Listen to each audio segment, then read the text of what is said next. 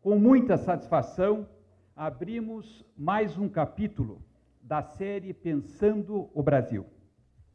Nesta noite, patrocinado pelo Instituto dos Advogados do Paraná, sob a regência do nosso presidente, Hélio Gomes Coelho Júnior, do Centro de Estudos de Sociedades de Advogado do Paraná, o CESA Paraná, com a curadoria do Departamento Cultural do Graciosa Country Club, sob a batoneta da nossa querida diretora Liana Leão e sob os auspícios do nosso presidente Glaucio Bley Filho.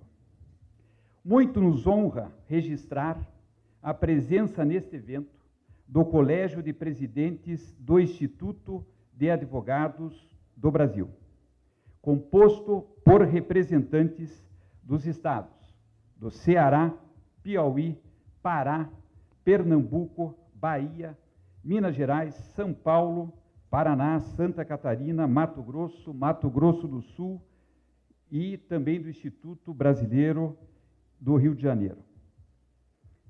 Nesta noite, contamos com a presença de todos esses presidentes, que, na verdade, são representados pelo nosso presidente Álvaro Mota.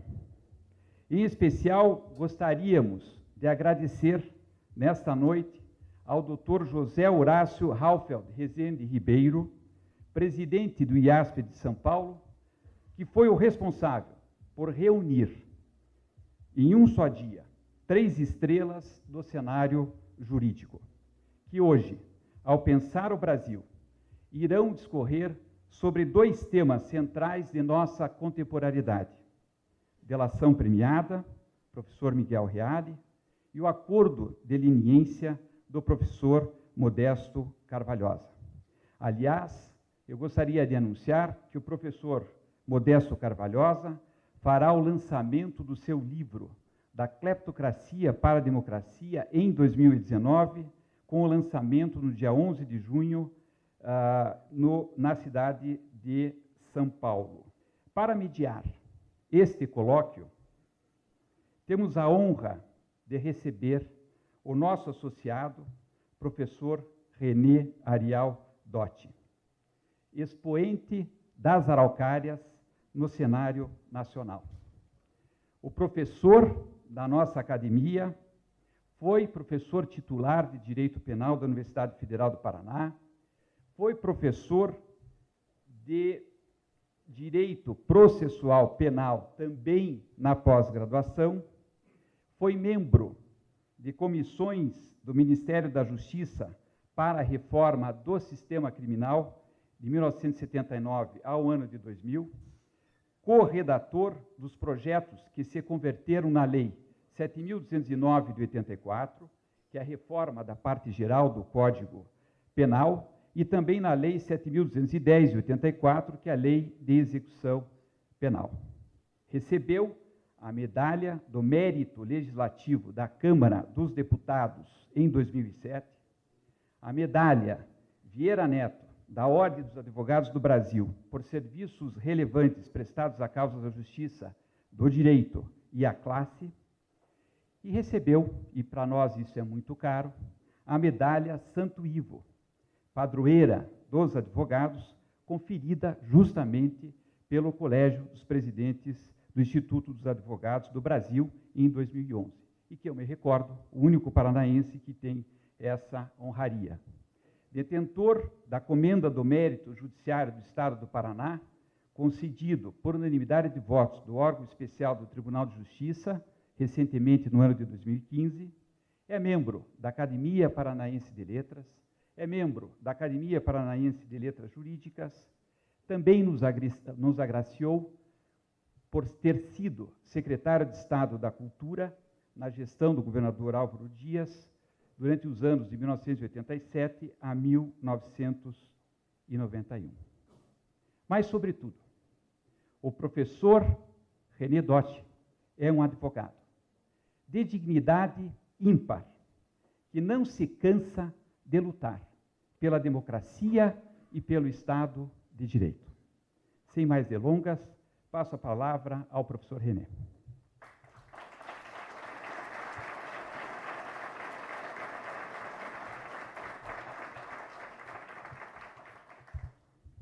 Minhas senhoras, meus senhores, queridos colegas Miguel Reale Júnior, Modesto Carvalhosa.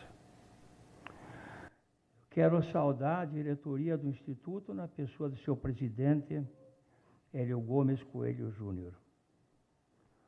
Brasil, ó meu Brasil, corrupção, ó corrupção. Parafraseando Napoleão Bonaparte, no Egito, quando ele disse aos soldados, vejam, do alto dessas pirâmides, 40 séculos vos contemplam. Corrupção. Do mais alto ponto da maior montanha brasileira, também se observa 5 séculos de corrupção.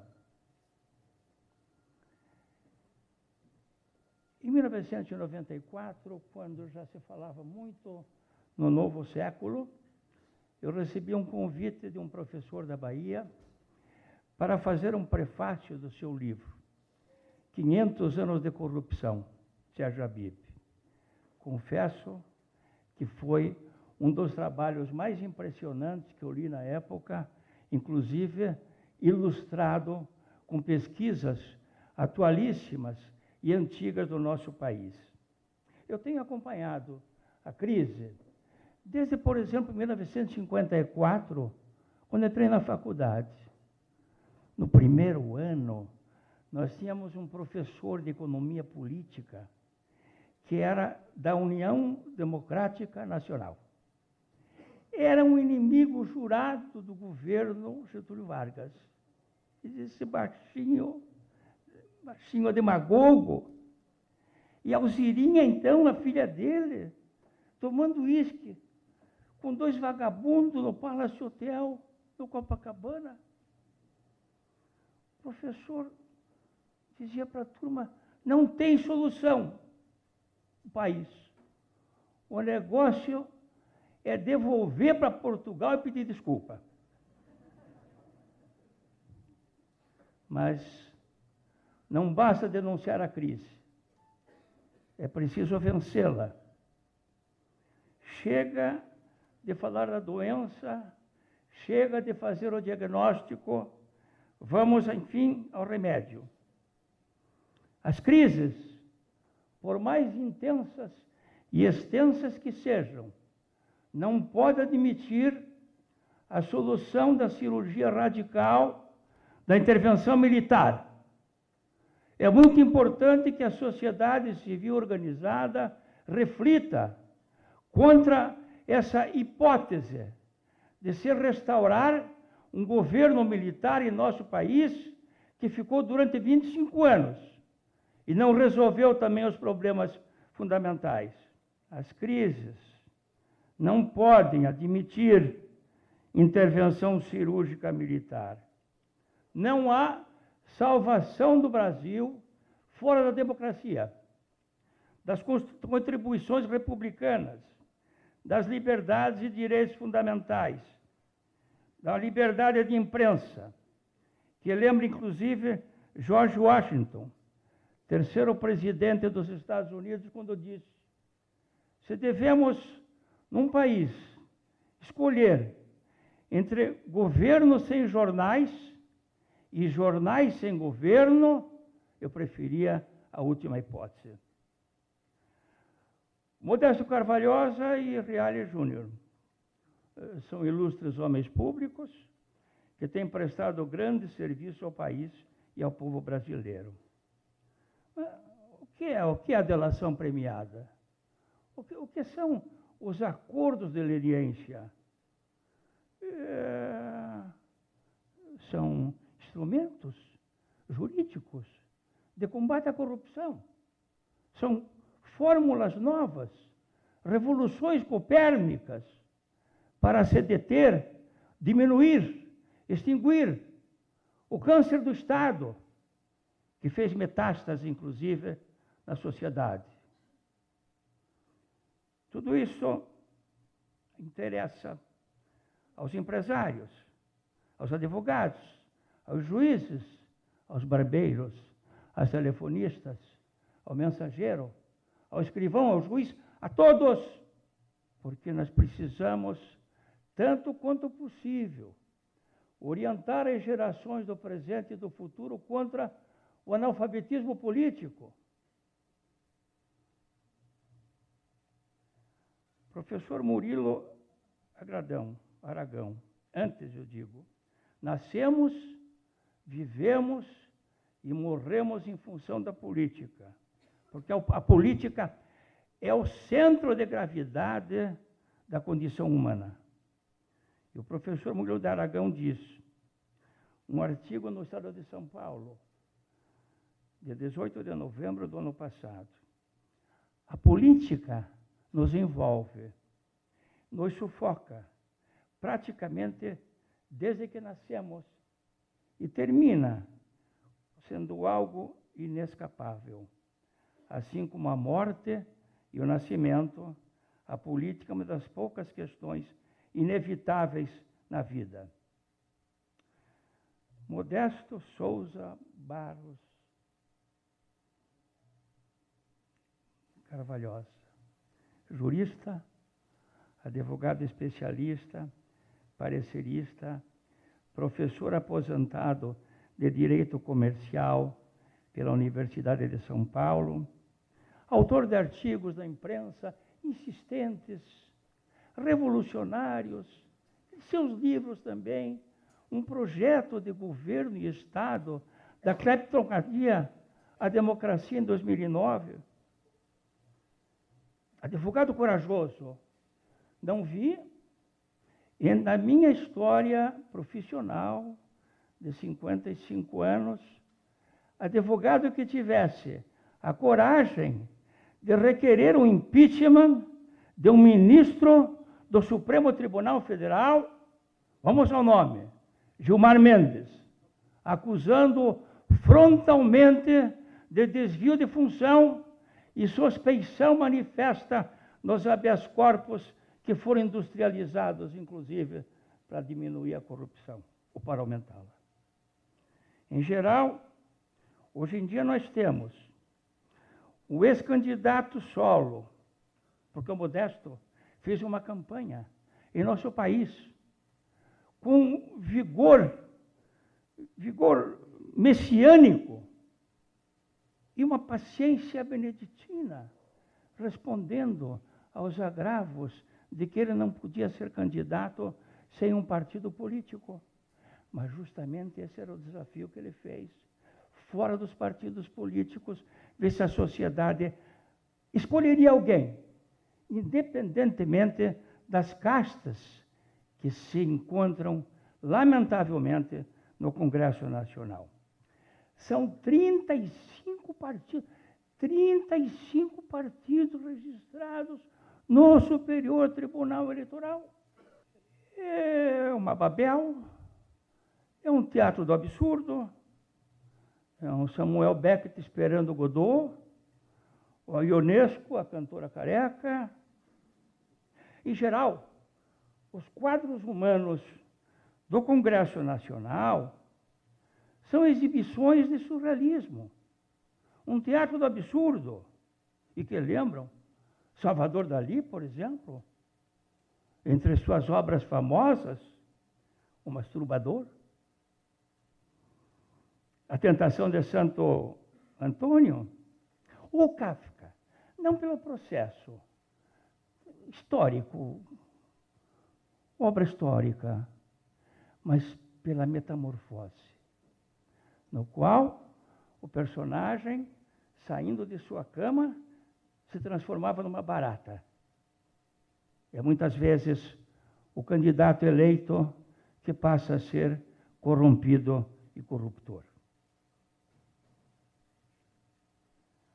Foi com o equivocado argumento de liberdades, a manifestação e comunicação, que o Supremo Tribunal Federal eliminou a chamada cláusula de barreira, que exigia um número de votos mínimo para que um partido pudesse ser representante da população.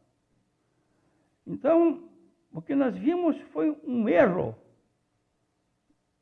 judiciário, porque derrubou a cláusula em 7 de dezembro de 2006. Tínhamos 29 partidos. Agora temos 35. A trajetória da ópera, do tenor e do barítono. Você não tem mais partidos ainda esperando registro no Superior Tribunal Eleitoral. Então, lembra a história do tenor e do barítono. O tenor desafinou. E o auditório jogou tomates. Tomates. O tenor. Quando acabou o sortimento de tomates, ele disse: vocês ainda não viram nada. Vocês vão ver o barítono. Com efeito, o barítono está surgindo aqui já. Existem, por exemplo, alguns grupos, 61 grupos, para entrar também, para dividir os benefícios do fundo eleitoral. Uma cesta básica especial para os congressistas. Quais são os partidos que estão na fila de espera para receber o seu dinheiro do fundo partidário, distribuir, para vender slogans, vender a consciência? Partido Militar do Brasil, Partido Nacional Indígena, Partido Manancial Social. Que tal? Manancial Social. Partido Carismático Social. Partido de Organização Democrática dos Estudantes. Como se não fossem democráticos os estudantes do nosso país, salvo aqueles que aderem ao governo. Partido Popular da Liberdade de Expressão Afro-Brasileira e agora, a grande surpresa, Partido Nacional Corintiano.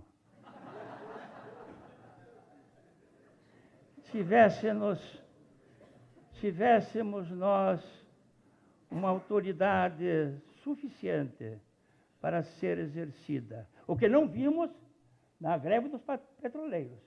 Não houve autoridade de governo que, mediante o acordo que era devido, impedisse que as estradas proibissem a circulação. Então, lembrando do tenor e do barítono, aguardem. Tivéssemos nós uma autoridade de relatoria no Superior Tribunal, indeferia liminarmente aqueles que não teriam um mínimo de condições de representação da sociedade. A crise dos partidos políticos é por causa que há leilão da sigla e também aluguel da consciência. Bom, ao Marquês de Maricá.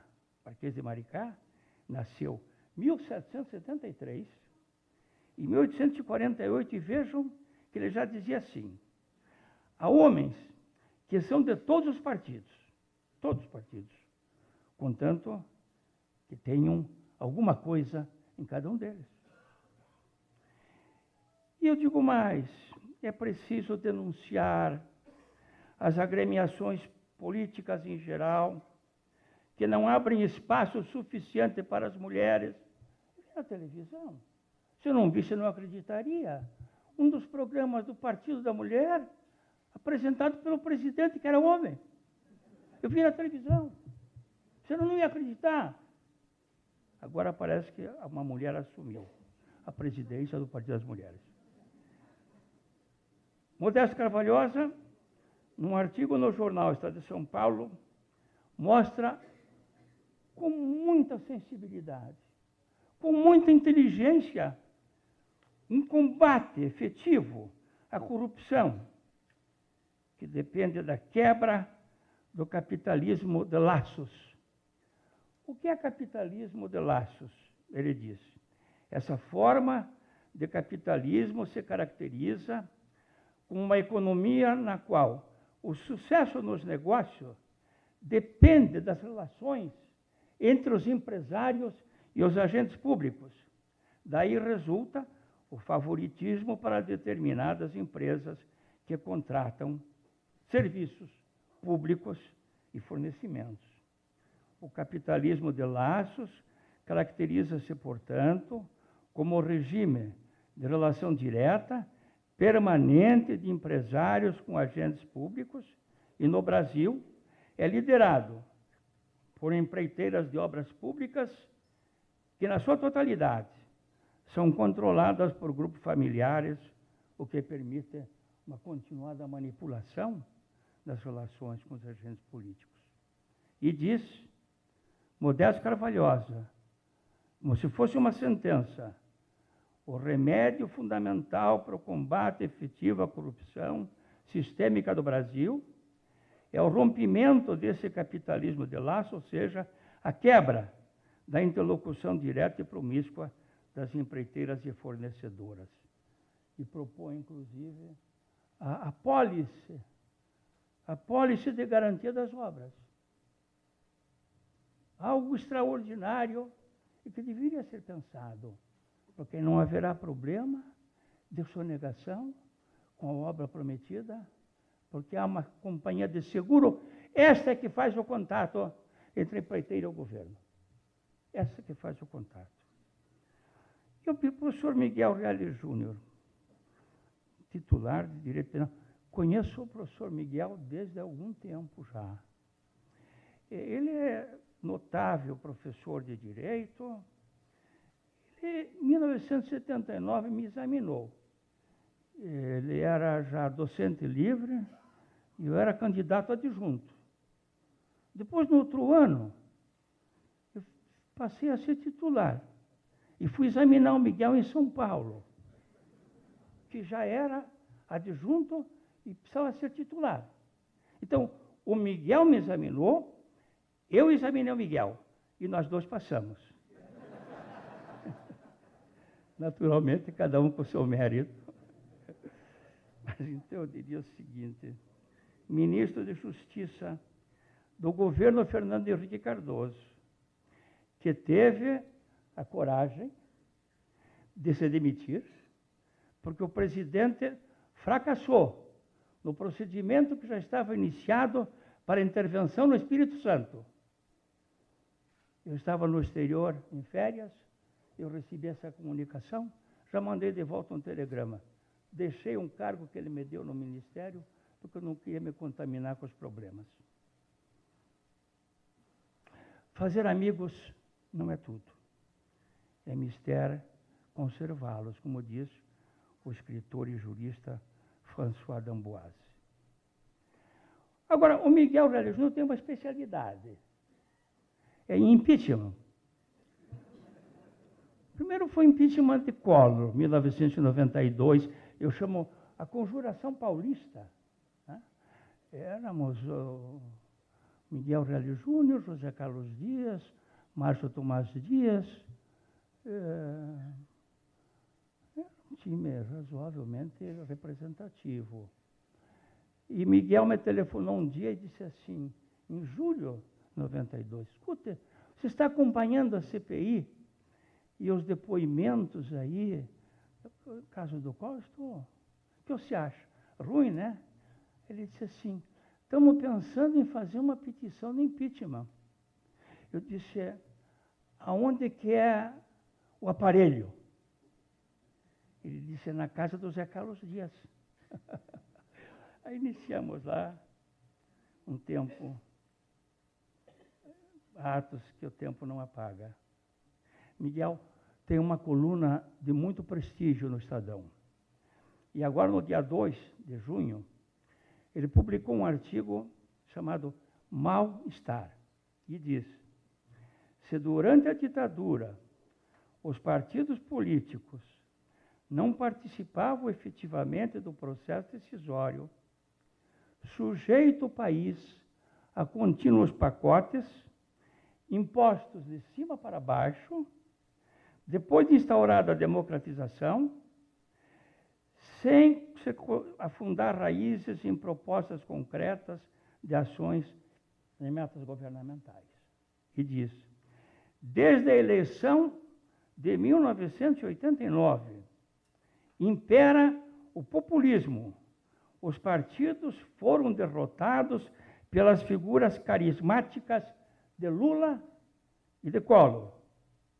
Quanto às próximas eleições, essas que vão ocorrer, é grande o risco de se instalar uma nova disputa populista, estando à frente das pesquisas, candidatos sem densidade, que exploram apenas o lado emocional dos eleitores.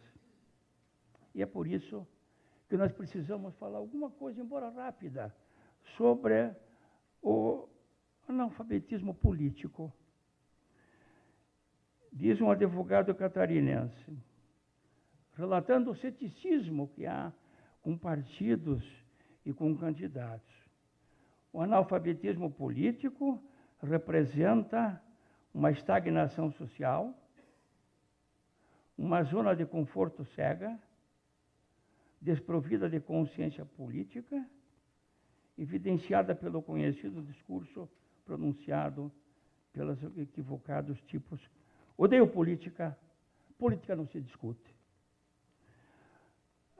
Bertolt Brecht, o grande teatrólogo, imortal poeta alemão, no seu poema O Analfabeto Político, diz, muito bem, o pior analfabeto é o analfabeto político. Ele não ouve, ele não fala, não participa dos acontecimentos políticos. Ele não sabe que o custo de vida, o preço do feijão, do peixe, da farinha, do aluguel, do sapato e do remédio, dependem de decisões políticas. O analfabeto político é tão burro que se orgulha e estufa o peito, dizendo que odeia a política. Não sabe o imbecil que nascem prostitutas, os menores abandonados e o pior de todos os bandidos, que é o político vigarista. Político pilantra, corrupto e lacaio das empresas nacionais e estrangeiras. Mas nós não podemos fazer uma crítica contra quem não teve condições de aprendizado.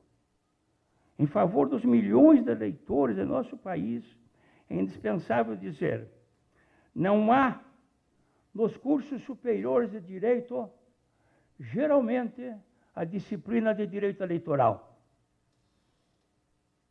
Não há noções elementares sobre democracia, política, voto, eleições, partidos, nas fases do ensino fundamental e do ensino médio.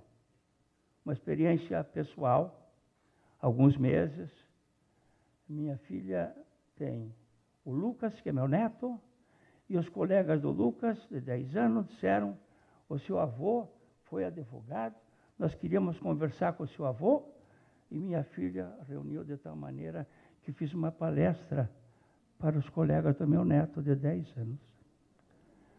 Na hora que eu fazia o PowerPoint e dizia, a lei é igual para todos, eles já diziam, a lei é igual para todos. Não há distinção de classe, a Constituição projetava. Não há distinção de classe. Projetava. São todos iguais perante a lei.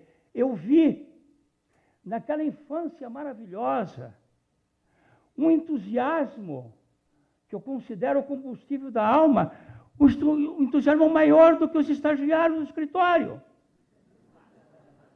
Como vamos explicar isso? A explicação é fácil, hein? É a doutrinação nas faculdades. A doutrinação nas faculdades.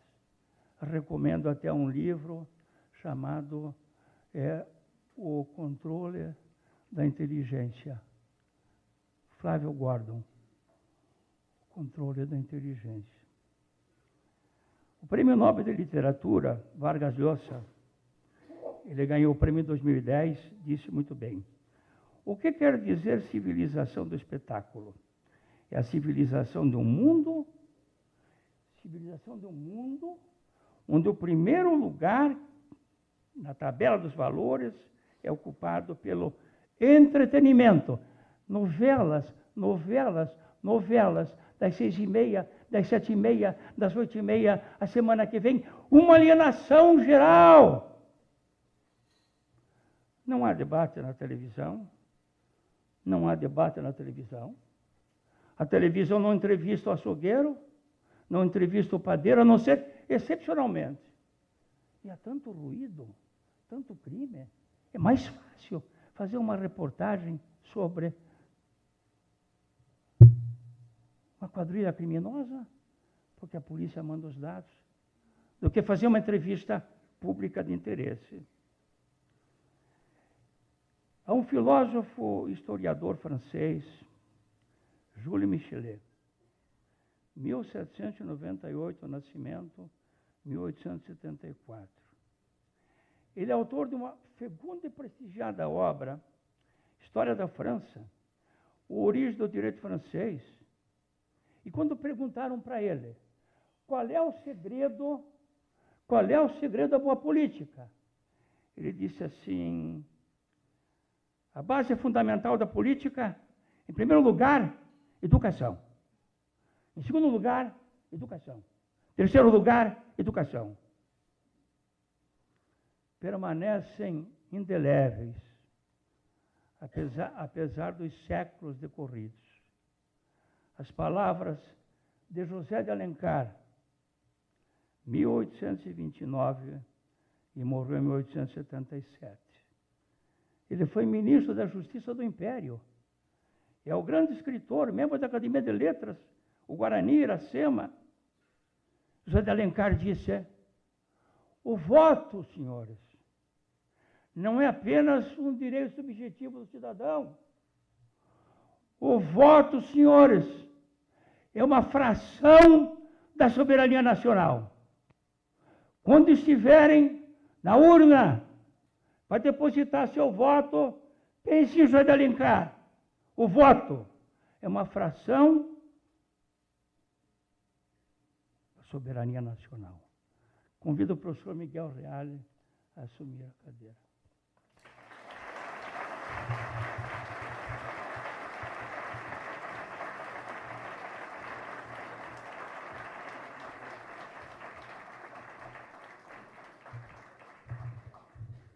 Quero cumprimentar a todos, muito especialmente os meus colegas de trabalho, a começar por essa figura extraordinária de lutador, de inteligência, de cultura, que é René Dott.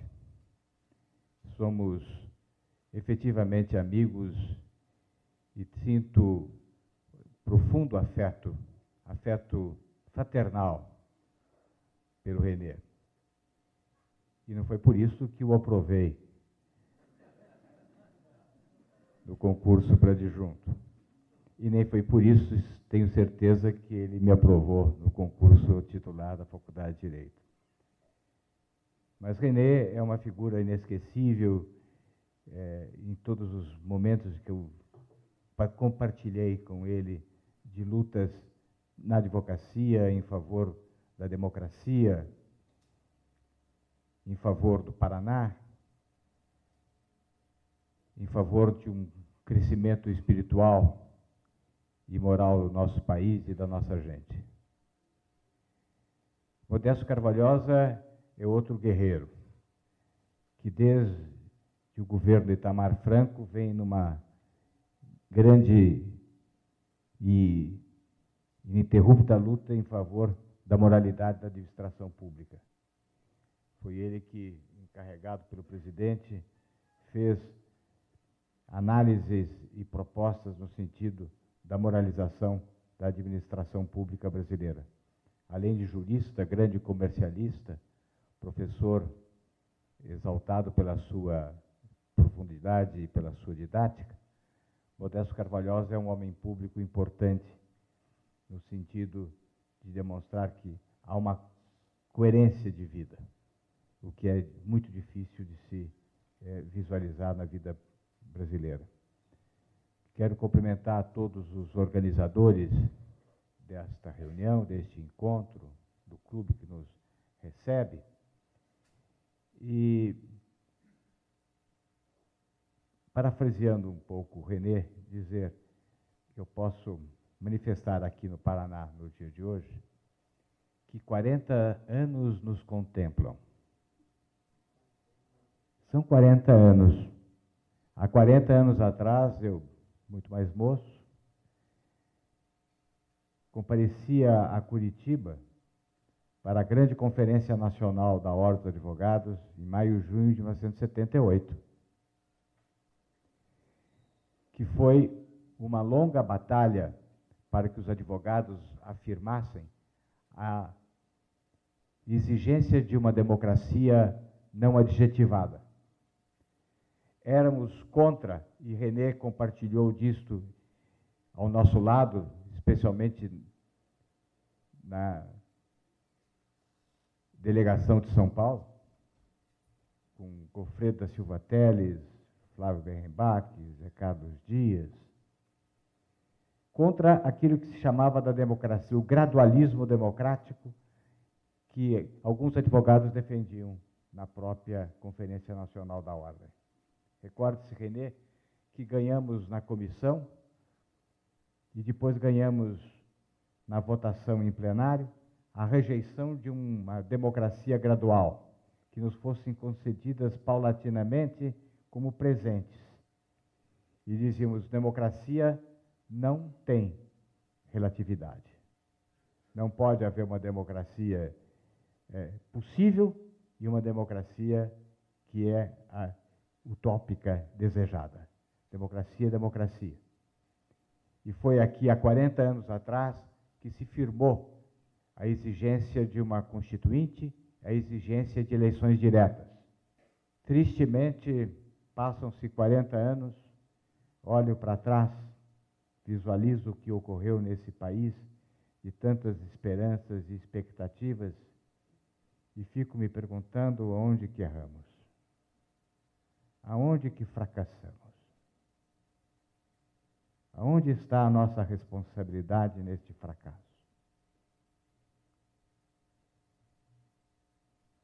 E me penalizo de estar 40 anos depois, na mesma Curitiba, na mesma fria noite curitibana, tendo uma sensação ao inverso. Em maio, junho de 1978, ainda sob o regime militar, recentemente vítimas do pacote de abril, descortinávamos o futuro e acreditávamos na nossa força. 40 anos com o processo redemocrático instalado desde 1985, eu sou obrigado a dizer que eu não descortino esse futuro. Para mim, o amanhã é opaco. Que triste passarem 40 anos e eu não poder ainda alimentar a chama da expectativa e da esperança da construção de um país civilizado, ordenado, regido pelas regras da moralidade pública. É muito triste este meu comparecimento 40 anos depois a Curitiba. Não quero desenganar e dizer que existe, porque estamos à frente de um processo eleitoral, perspectivas de consolidação da nossa democracia. Não. Aonde erramos? Mas não posso ser tão pessimista a ponto de dizer que não existem fatos positivos ocorridos. Naquela data, em 1978, ainda não podíamos imaginar que a justiça brasileira faria recair o seu peso sobre todos aqueles que infringissem a lei penal, fossem eles deputados, senadores, grandes empresários, grandes intermediários.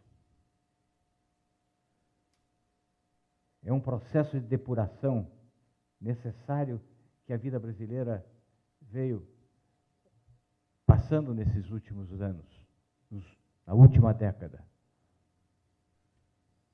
desde o processo do mensalão.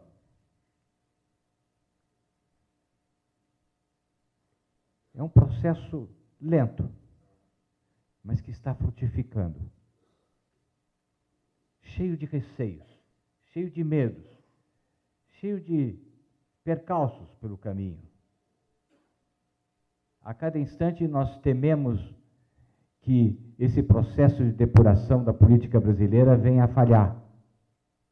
Quantas vezes nós ficamos apreensivos com uma eventual decisão do Supremo Tribunal Federal que pusesse por terra todo o processo de depuração da vida pública brasileira?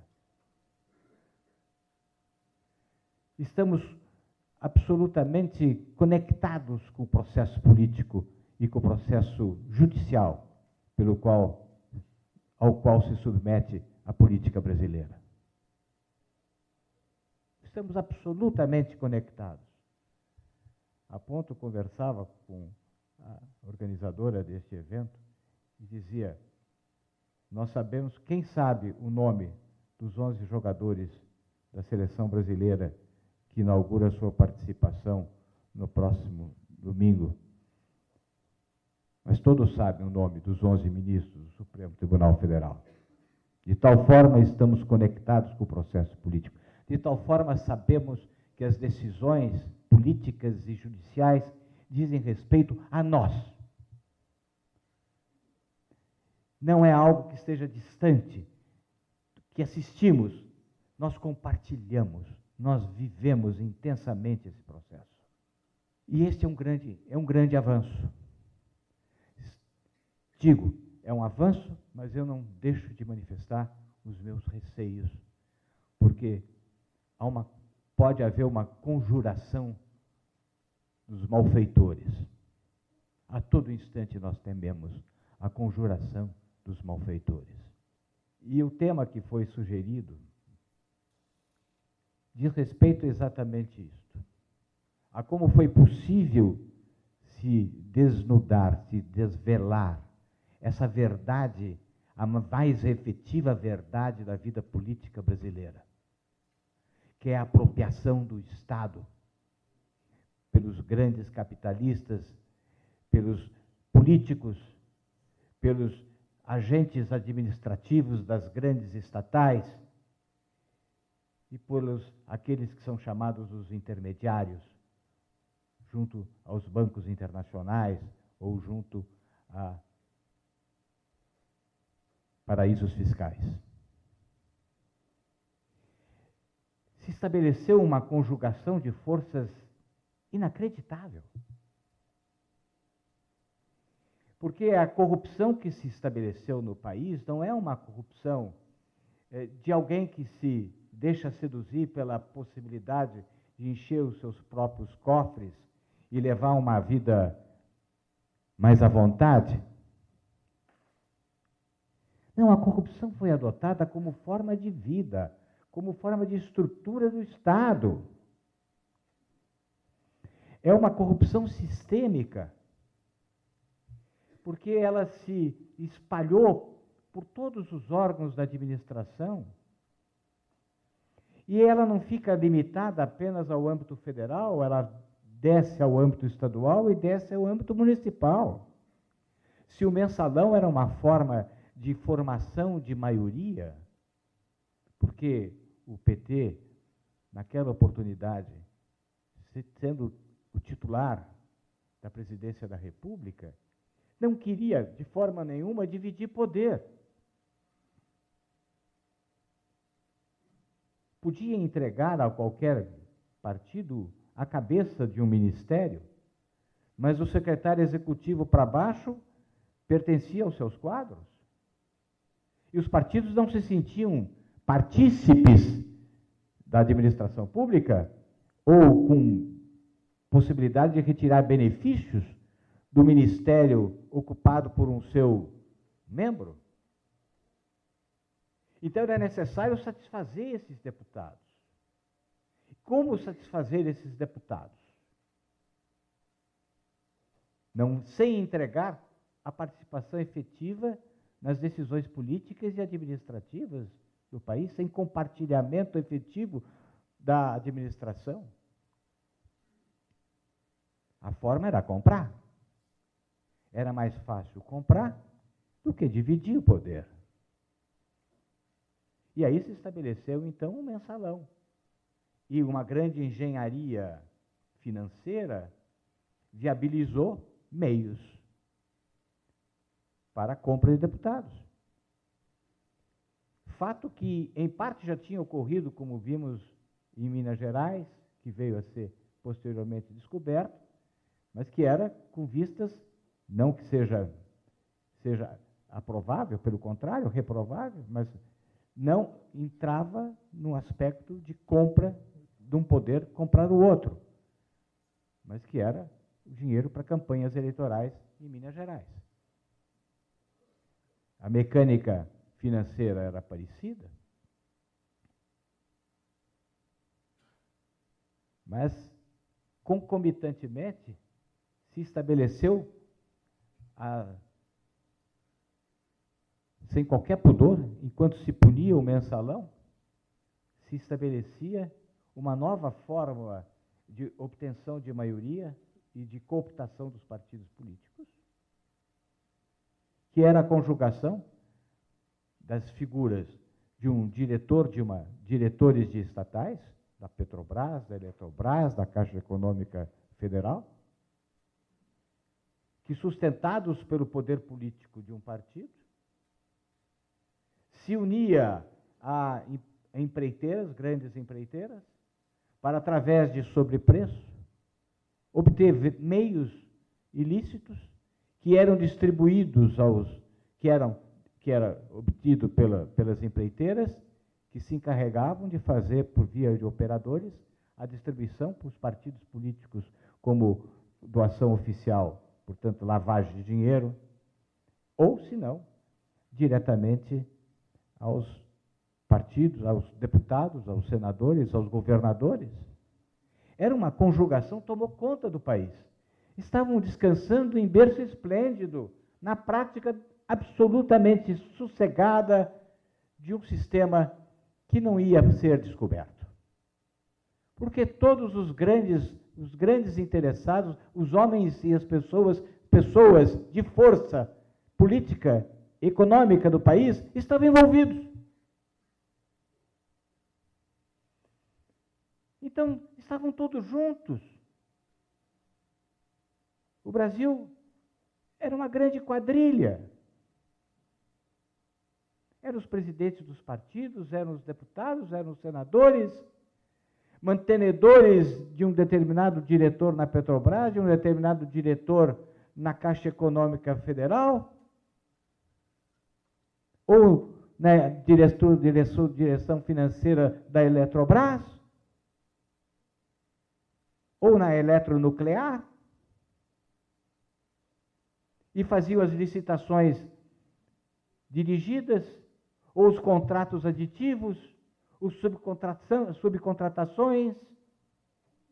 Esse dinheiro era arrecadado pelo diretor, o diretor viabilizava, então, a distribuição desse dinheiro aos políticos, e todos dividiam esse segredo.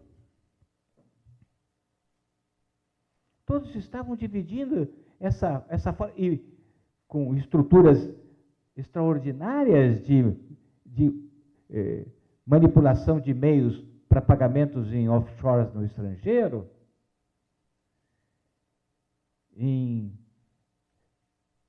como, por exemplo, a divisão da Odebrecht de assuntos estruturados, quer dizer, tinha um departamento específico, se estava a navegar no delito com a maior tranquilidade. nada abalava essa conjugação de esforços dos partícipes dessa trama que encobria a nação.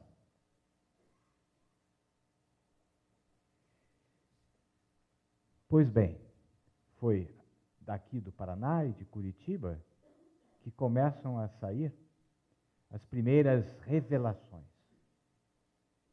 por via do Ministério Público, da Polícia Federal, e muito especialmente a firmeza do juiz Sérgio Moro. E as delações se tornam um instrumento efetivo de revelação ao país do que ele efetivamente era. E é.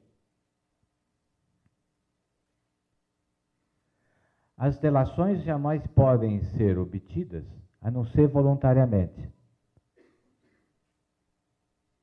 Não, 80% das delações que ocorreram não vieram de pessoas que se encontravam presas.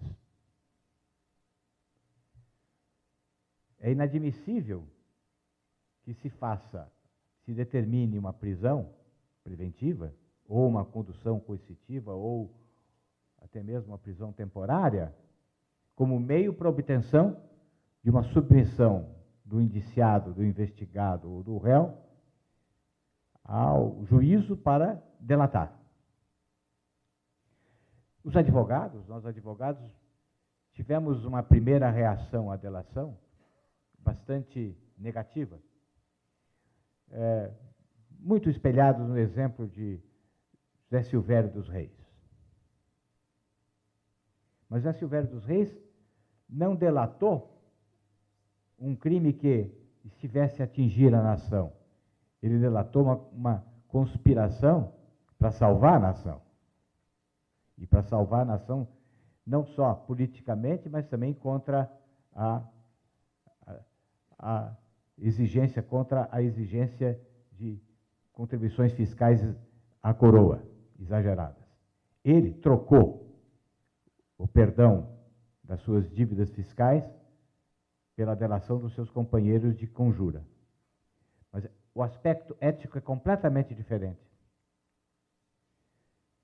O delator delata a prática delituosa que vem a ferir a alma da nação. E essa delação tem que ser voluntária, na voluntariedade no sentido de que consciente das suas possibilidades processuais. Indagado, aliás, como orientação recente saída do Ministério Público, orientação número 1 de 2018, o colaborador deve ser insistentemente indagado se tem consciência, se está agindo com liberdade para revelar esses fatos. Existe um confronto aí entre dois interesses. A delação é um negócio jurídico bilateral, em que existem dois interesses em confronto. De um lado, o interesse do Estado como poder-dever de punir, e, de outro lado, o interesse da defesa de produzir a demonstração da não responsabilidade do seu cliente, do seu defendido. Existem dois direitos que se confrontam, o direito de punir de um lado e o direito de liberdade do outro. É um negócio, há uma transação, é um negócio jurídico bilateral. É um meio de obtenção de prova e vem a se constituir também numa prova. É meio de prova, mas antes meio de obtenção de prova, porque a partir da delação é que as provas têm que ser obtidas. A delação não pode, por si só, se constituir no único elemento probatório justificador da condenação. Por isso que a delação é um meio de obtenção de prova. Então, há um negócio jurídico bilateral, de o direito de punir de um lado e o direito de defesa do outro, que negociam. O Estado abre mão do seu poder-dever de punir e o investigado abre mão do seu direito ao silêncio, do seu direito de não revelar a prática delituosa e de não revelar quais são os coautores e aqueles que colaboraram na prática delituosa. Há, portanto, um entendimento, um processo de construção de um acordo. Não vamos chamar, não é um acordo entre partes conflitantes. Não é um acordo como sócios de um clube, é um acordo entre partes conflitantes. Eu quero dizer que, nesse instante, nós temos que colocar a delação dentro de um conjunto de medidas que modificam totalmente o direito penal e o processo penal. Nós estamos vivendo um instante de quebra de paradigmas. Nós, iluministas, estamos enfrentando um momento de quebra dos paradigmas. Se, por acaso, forem ler minhas instituições de direito penal, os princípios básicos que estão logo no início do trabalho foram quebrados. Primeiro, recentemente, um trabalho interessante de Renata Saraiva sobre crimes ambientais mostra que, através de todas as práticas de compliance, por exemplo, especialmente o compliance criminal compliance, o direito de punir, que sempre se constituiu num monopólio do Estado, como o único detentor legítimo da violência, abre mão para que as próprias empresas, através dos seus estatutos de governança e de um oficial de compliance, verifique quais são as zonas e os centros possíveis de prática delituosa, venha a averiguar e venha, inclusive, a sancionar. Então, há um processo de privatização do jus puniendi. Inimaginável.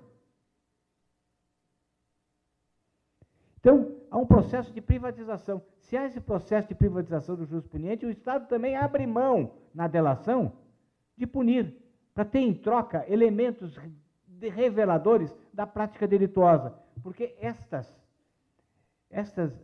artimanhas elevadíssimas de inteligência que reúne político, diretor da Petrobras, grande empreiteiro, operador de dólar, tudo mais, este conjunto não seria efetivamente descoberto se não fosse por via do auxílio da delação. É verdade que muitos delatores sabem por que ele abre mão do seu direito de defesa, do seu direito de dizer não à acusação, de rejeitar a acusação, porque ele sabe que corre o risco de uma punição. Os elementos, aos poucos os elementos foram se consolidando, já viabilizando indícios indicativos da possibilidade de condenação. E os advogados sempre contavam que no processo haveria uma nulidade, haveria uma prescrição, que se anularia o processo por via de uma nulidade. Mas o Ministério Público e a magistratura foram se preparando, diante de casos mal sucedidos no passado, a não cometer mais nulidades no processo.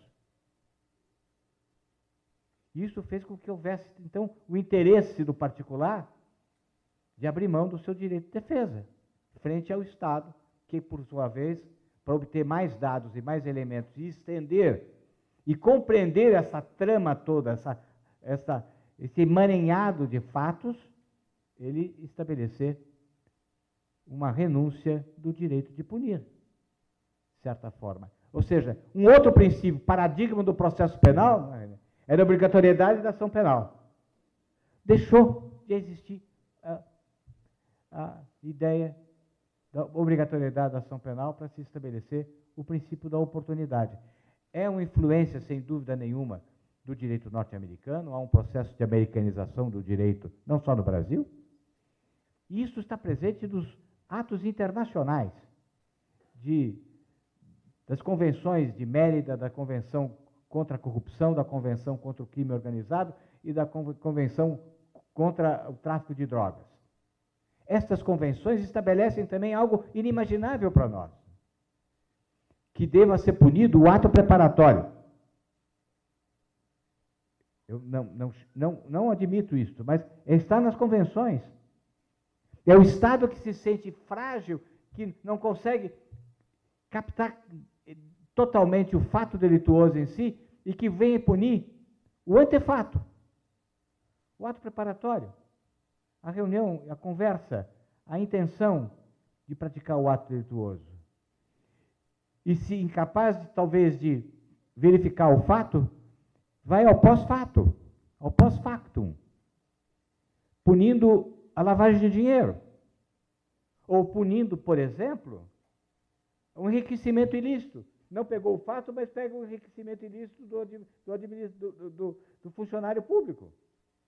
Que inverte o ônus da prova, ele tem que provar que aquele patrimônio que ele tem foi adquirido com meios lícitos. Então, são quebras de paradigmas que nós estamos vivendo e que, aos poucos, é difícil, aos poucos nós vamos assimilando, mas que é difícil de plano admitirmos. Então, a delação se constituiu num meio de obtenção de prova importante, desde que ela não venha a ser efetivamente obtida por via da coação e da prisão, porque, na verdade, pode-se constatar, até por esse documento do próprio Ministério Público, há que se exigir a demonstração por parte do acusado de que ele está convencido de que é melhor reduzir a pena, porque a delação não é feita para sair da prisão, ela é feita para evitar a condenação maior. Esse é o grande objetivo da delação para o acusado. Ele evita uma condenação maior. Mas há um outro paradigma também que foi quebrado na delação. As delações, pegando uma delação da Odebrecht, por exemplo, existem lá penas que foram atribuídas aos delatores que não existem. Um dos mitos do nosso direito, os tabus do nosso direito penal ocidental é nullum crime, nulla pena sine lege. Não há crime nem pena sem lei anterior. Esse paradigma foi quebrado. Lendo-se a delação da Odebrecht, se vê lá que a proposta é sistema fechado diferenciado, sistema semiaberto diferenciado, sistema disciplinar semi-diferenciado. Uma balbúrdia. Não existe. Não está no Código Penal. Não está na Lei de Execução Penal. Então, nós estamos construindo um direito penal por via desse processo de decisão que se realiza por via das duas partes desse contrato e que é homologado pelo juiz, ou juiz de primeiro grau, ou juiz supremo, conforme o grau, conforme quem é o acusado. É todo um universo absolutamente novo. Existe a rescisão, como ainda não se decidiu ainda a rescisão da JBS, e que precisa saber se é viável ou não é viável a rescindir uma delação que traz à luz mais de 1.000 implicados em fatos gravíssimos de alto bordo, por ter omitido um pequeno fato. Até onde a delação vai ser, afinal de contas, comprometida e não crível, porque é necessário uma segurança jurídica, senão ninguém fará mais delação. Então, são todas essas as questões que a delação traz, mas podemos lhe garantir o seguinte: com toda esta nuvem, este opaco do amanhã, que nós visualizamos no plano político, até porque existem ministros do Supremo realmente bastante interessados em tornar as investigações pouco satisfatórias,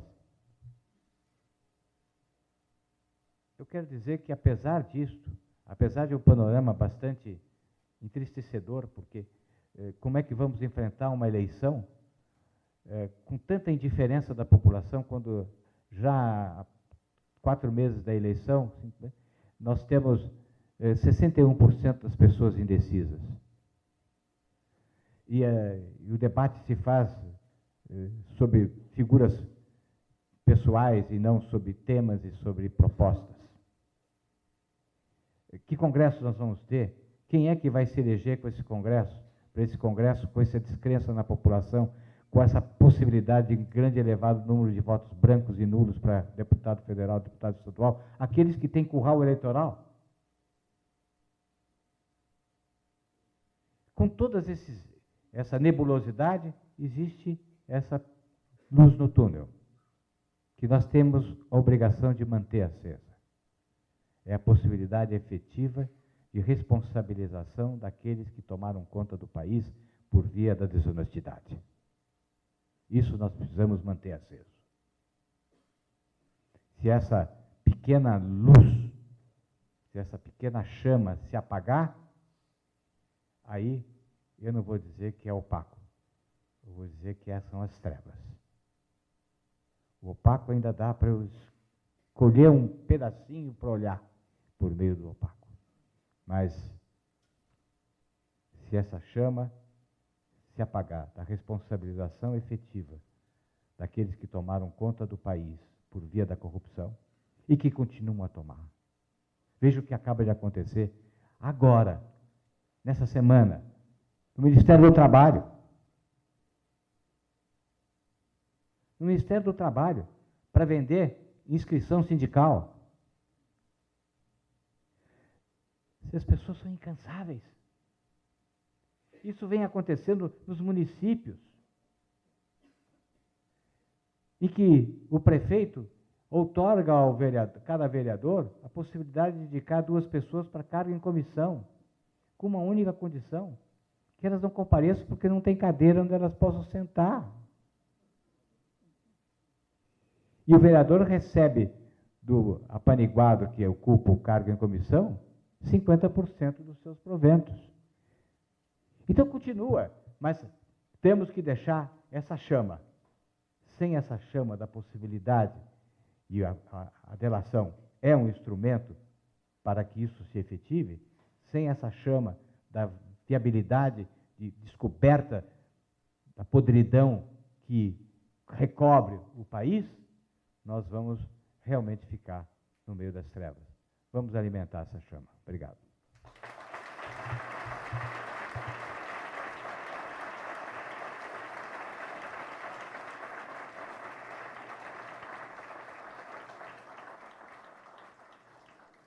Eu fico muito honrado de estar presente aqui, nesse evento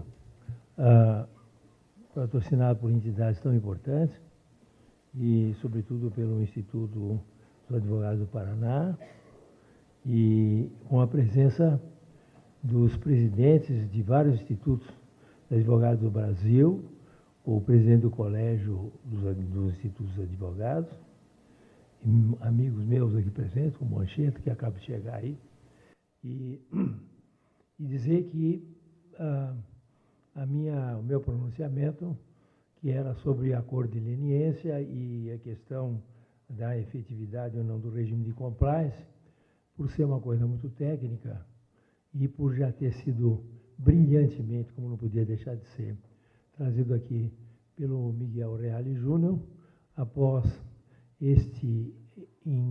esta introdução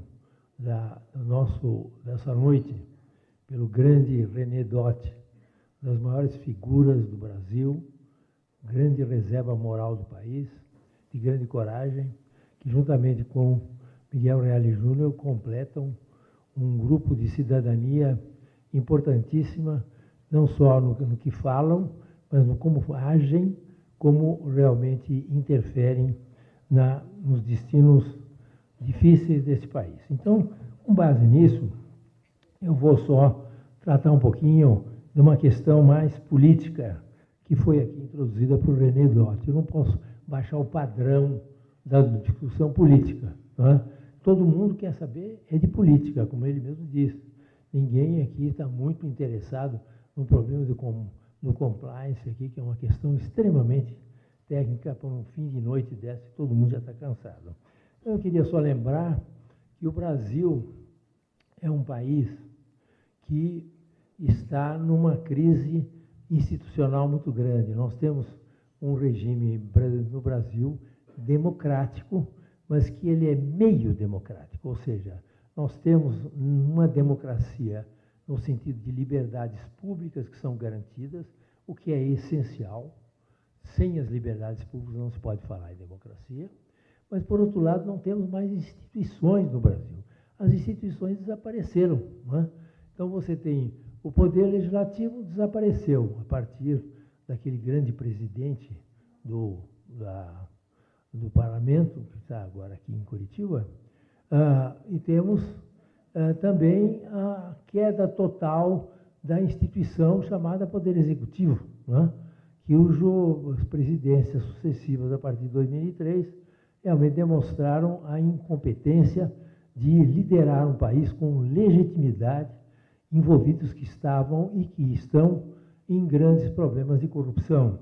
Temos um poder judiciário que, embora funcione a partir de um nível dos tribunais superiores para os tribunais estaduais e as varas dos também estaduais, mas no plano do Supremo Tribunal Federal, nós temos uma queda institucional muito grande, uma falta de legitimidade do Supremo Tribunal Federal.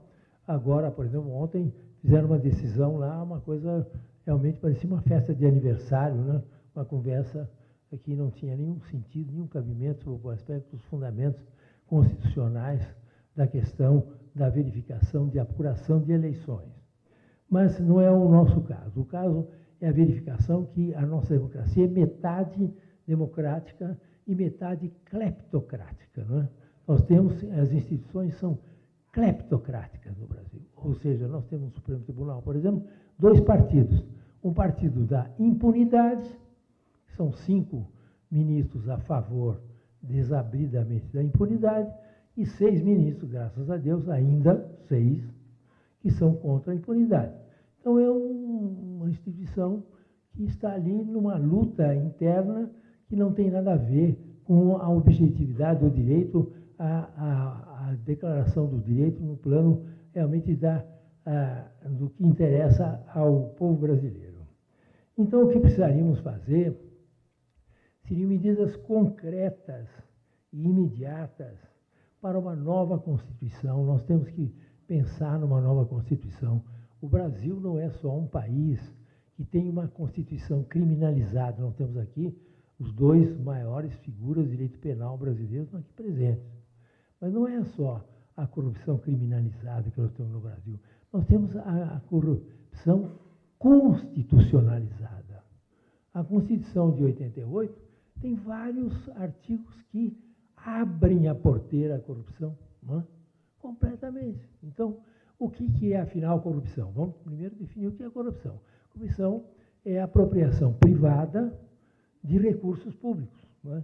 Então, você pode apropriar isso botando o dinheiro no bolso através de comissão, propina das empreiteiras, ou você pode, através da Constituição, parágrafo 11 do artigo 37, dizer o seguinte, que as verbas indenizatórias pagas aos agentes públicos não têm o limite da remuneração e proventos dos ministros do Supremo Tribunal Federal. Está ali, na Constituição. Ou seja, aí há um artigo enorme dizendo que ninguém pode ganhar mais do que um ministro do Supremo Tribunal Federal. Depois vem esse parágrafo 11 e diz o seguinte, é verba indenizatória, então você pode passar. Então, hoje, uma pessoa, um agente público que ganha 30 mil reais, ele ganha, na realidade, 90. Só que os 60 que ele ganha mais por força desse artigo corrupto da Constituição, o que acontece? Ele ganha, inclusive, não paga imposto de renda, porque é indenização, né? É uma indenização, ele usa paletó, indenização do paletó. Ele usa uma casa, indenização porque usa uma casa. Ele mora numa casa, precisa ser indenizado, porque ele mora numa casa. É uma indenização, né? Um dano moral. Né? Então, com isso, você tem um país que, pela Constituição, você tem, por exemplo, é uma coisa impressionante, você tem exigências aqui na Constituição brasileira, no sentido de que tem que mostrar idoneidade moral para ser agente público para ser nomeado agente público, além do concurso público, você tem que mostrar idoneidade, provar idoneidade moral. Né? Agora, para você ser ministro de Estado, não tem essa exigência. Está aqui, ó. Deixa eu ver aqui se eu acho. Deixa eu ver aqui. Deixa eu ver, é coisa difícil aqui, deixa eu ver. Aqui. Os ministros de Estado serão escolhidos dentre brasileiros maiores de 21 anos e no exercício de direitos políticos. Não exige idoneidade moral para ser ministro. Né? Além de idoneidade profissional, idoneidade técnica. Mas está aqui na Constituição. Né? Quer dizer, então, é uma Constituição que, estruturalmente, ela enseja, ela leva, ela convida, ela dá a estrutura necessária para esse ambiente de corrupção que nós temos no setor público brasileiro. Portanto, é importante que se saiba que nós temos que fazer mudanças estruturais no Brasil. As mudanças estruturais do Brasil para acabar com a corrupção passam pela uma nova Constituição que supere esta aqui, que tem 1000 dispositivos. Existe nessa Constituição, com os emendas complementares, 1000 dispositivos. Através dos seus 230 artigos, ali tem 1000 dispositivos inseridos aqui dentro. Então, você tem a regulamentação de tudo que se contradiz e que permite que haja essa estrutura. A outra providência que se deve ter, e através de uma nova Constituição, é terminar com a profissão de político. Não é?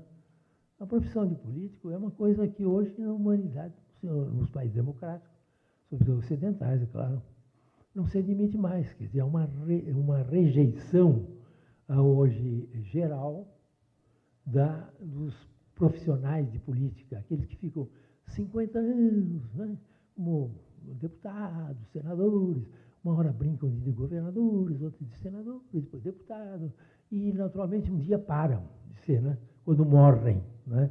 Mas daí já tem, naturalmente, o filho, o neto, o genro, a nora, né? Com a famosa família lá do Maranhão, né? Tem a filha que ressurge das areias, de vez em quando volta a ser candidata, volta a ser... Já foi, no mínimo, governadora do Maranhão, aquela moça, umas 12 vezes. Né? Ela vai e volta. Então, é esse o profissionalismo. Não pode existir, nós precisamos ter uma Constituição que diga o seguinte: não pode haver reeleição para cargo nenhum. E não é reeleição de deputado para deputado, reeleição de um deputado para governador na próxima eleição. Ele não pode exercer, se ele exercer um cargo eletivo qualquer, ele não pode, evidentemente, pleitear outro cargo eletivo na próxima legislatura. Isso é uma forma de terminar com a profissão de político, não é? Que é inominável. Por exemplo, na França, a profissão de político, de certa maneira, foi eliminada agora em 2017. Né? Tem um partido lá, o socialista, que precisou vender até a sede dele, então, porque não teve, elegeu só 10% dos deputados, não teve nem recurso mais. E assim vai no mundo inteiro, essa tendência para eliminar essa casta política que infelicita as democracias do mundo e no Brasil, então, de uma maneira absoluta. A outra coisa é a questão eleitoral. Nós temos que mudar o sistema de representação no Brasil. Nós temos que criar o voto distrital que pode ser, idealmente, um voto distrital puro, um voto distrital misto. O voto distrital puro é aquele que leva a uma determinada região. Por exemplo, a região aqui metropolitana de Curitiba teria duas ou três regiões específicas, que os candidatos seriam candidatos desta circunscrição eleitoral, e só seria eleito um deles para representar a circunscrição eleitoral, e deveria, portanto, ser conhecido desse eleitorado dele, localizado no espaço, e prestar contas do que ele faz no parlamento com esses votos que teve, inclusive com o direito de recall, ou seja, se ele não agir com decência, com decoro, se ele não comparecer, for desidioso, ele perde o mandato dele realmente por chamada do próprio eleitorado e não por cassação dos deputados, do próprio parlamento. Então, esse tipo de providência é importantíssimo para podermos realmente ter uma nova estrutura política no Brasil. Nós não podemos ficar com essa estrutura atual, que é baseada no quê? Nas emendas parlamentares, né? Então, você sabe o orçamento, qual é a função do Congresso, né? A função do Congresso é de fiscalizar, além de fazer as leis são vendidas, né? No Congresso brasileiro, eles vendem leis, você sabe disso não? Né? São vendidas leis. Então, chega lá, quer me vender uma lei aí, eu pago 5 milhões para você, daí você põe uma lei lá, vende várias leis que estão vigendo no Brasil, foram compradas, né? Então, você tem que fazer o seguinte, você tem que criar uma forma de eliminação das emendas parlamentares, porque as emendas parlamentares nada mais é do que a participação dos deputados e senadores no orçamento. Eles têm lá, mas é uma coisa pequena, cada um tem 150 milhões, não é uma coisa, não é nada. Né? Vão lá e pegam os 150 milhões, fazem um conluio com o prefeito, fazem uma obrinha lá que nunca acaba, né? Dá um chafariz, uma ponte que para no meio, né? Um hospital super dimensionado para a região, que nunca tem equipamento, e assim ele é sócio. Você já viu alguma coisa? O parlamentar é sócio do orçamento, em vez de ser fiscal do orçamento. Então tem que acabar com isso. Né? Tem que fazer e acabar também com o fundo partidário aqui, que o nosso mestre René Dott já falou, que é a questão muito importante. Como é que você pode ter fundo partidário? Né? Você vai lá, faz o Partido Corintiano Nacional, né? E tem 1,5 milhão por mês. Né? Para os donos do Partido Corintiano, aliás, eu sou corintiano, não devia falar uma coisa dessa, mas, em todo caso, você não pode, você tem 1,5 milhão por mês, você põe no bolso, você é dono do partido, né? Fundo partidário. Né? E depois tem o fundo eleitoral, que só vai, agora esses dois, uma coisa, uma porcaria, 2 bilhões e 500 milhões, vai o quê? Para o bolso dos donos dos partidos, esses todos os partidos corruptos, que já foram objeto de todos esses inquéritos e do Lava Jato. Ou seja, os donos dos partidos se apropriam dele e põem no bolso, sob pretexto de fazer campanha eleitoral, comprar prefeitos, presidentes de associações de bairro. E assim você vai indo num país que demanda de reformas estruturais, através de uma nova Constituição que acabe com esse tipo de privilégio. O privilégio também do direito adquirido, né? Como é que se viu falar no mundo, entendeu? Que no setor público, no direito público, tem direito adquirido. Né? Eu tenho aqui a vantagem do auxílio paletó, então agora a Carmen Lúcia, que vai acabar com o auxílio paletó. Aliás, os ministros deviam ter paletó, porque eles não usam, como é que chama? Toga não precisa de paletó, mas eles têm auxílio paletó. Né? Então, a Carmen Lúcia quer acabar com o auxílio paletó. Mas aí vem o princípio do direito adquirido. Eu tenho direito adquirido ao auxílio paletó. Né? Então, como é que você pode...